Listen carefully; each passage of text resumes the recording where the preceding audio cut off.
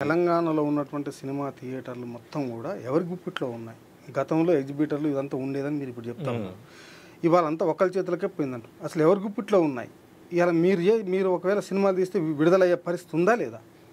వాస్తవానికి ఏంటంటే ఏ గుత్తాధిపతులు అయితే ఉన్నారో వాళ్ళు గనక కనికరిస్తే సినిమా బయటికి వస్తుంది. ఇప్పుడు తెలంగాణ యాసలో ఉన్న సినిమాలు కూడా కొన్ని సక్సెస్ అయినాయి అంటున్నాం కదా, అవి కూడా గుత్తాధిపతి ఆధ్వర్యంలో రిలీజ్ అయితేనే మన వరకు చేరినాయి.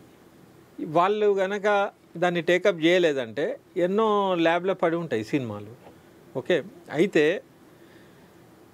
తెలంగాణ వాళ్ళకే కాదు, ఆంధ్ర నుంచి వచ్చిన చిన్న నిర్మాతల పరిస్థితి కూడా దారుణంగానే ఉంది. దేనికి? మోనోపోలీ వల్ల. అయితే ఆ మోనోపోలీని బ్రేక్ చేయడానికే మేము తెలంగాణ ఉద్యమంలోకి వచ్చినాం, సూటిగా చెప్పాలంటే. ఎందుకంటే ఒక ఉద్యమం అనేది ఉంటుంది. తెలంగాణ రాష్ట్రం ఏర్పడితే అప్పట్లో వాళ్ళు సినిమా వాళ్ళే ప్రభుత్వాలలో ఉండేది, వాళ్ళకి వీళ్ళకి అనుబంధాలు ఉండేది. కాబట్టి అప్పుడు ఇచ్చే రాయితీలు కూడా వాళ్ళు ఎదిగినాక క్యాన్సిల్ చేసినారు.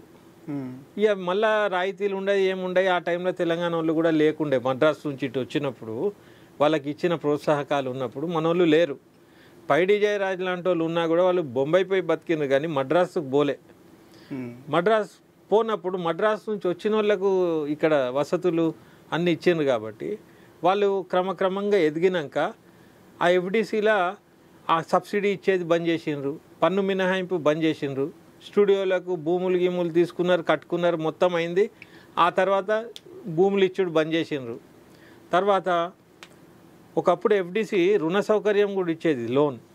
అవేం లేవు. అవి లేని టైంలో మేము తెలంగాణ వాళ్ళం వస్తే వాళ్ళ ఆధిపత్యంలో ఏదైనా అవకాశాలు ఉంటే చేసుడే తప్పితే మేము నిర్మాణంలో నెగ్గుడు అనేది కొద్దిగా కష్టతరహం అయింది. అయినప్పటికీ మా టాలెంట్తో మేము తీసుకున్నాము. ఏదో జిల్లాలల్లో ఆడ ఈడ డిస్ట్రిబ్యూటర్లు వచ్చి కొనుక్కున్నారు, థియేటర్లలో రిలీజ్ అయింది, సంపాదించినాం కూడా, పేరు కూడా వచ్చింది, అన్నీ అయినాయి.